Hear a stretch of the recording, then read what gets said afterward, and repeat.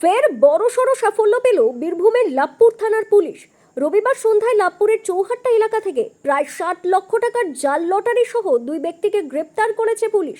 ধৃতদের মধ্যে একজন আবার কে জানেন? স্থানীয় তৃণমূল কংগ্রেসের বুথ সভাপতি। স্বাভাবিকভাবেই এই ঘটনায় এলাকায় তীব্র চাঞ্চল্য ছড়িয়েছে।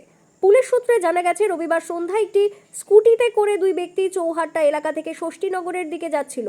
গোপন সূত্রে খবর পেয়ে লাভপুর থানার পুলিশ ওত পেতে বসে থাকে এবং স্কুটিটিকে আটক করে। এরপর তল্লাশি চালাতেই স্কুটির ভেতর থেকে উদ্ধার হয় বিপুল পরিমাণ জাল লটারি, যার আনুমানিক বাজার মূল্য প্রায় 60 লক্ষ টাকা। ঘটনাস্থল থেকেই পুলিশ দুজনকে গ্রেপ্তার করে এবং লটারি সহ স্কুটিটি বাজেয়াপ্ত করে। ধৃতদের মধ্যে একজনের নাম উত্তম মালাকার। পুলিশ জানিয়েছে, এই ব্যক্তি আগেও জাল লটারি কাণ্ডে জড়িয়ে গ্রেপ্তার হয়েছিল। অপর ধৃত ব্যক্তি শেখ মোহাম্মদ রফিক, বর্তমানে চৌহাট্টা 1 নম্বর গ্রাম পঞ্চায়েতের হীরাপুর গ্রামের তৃণমূলের বুথ সভাপতি।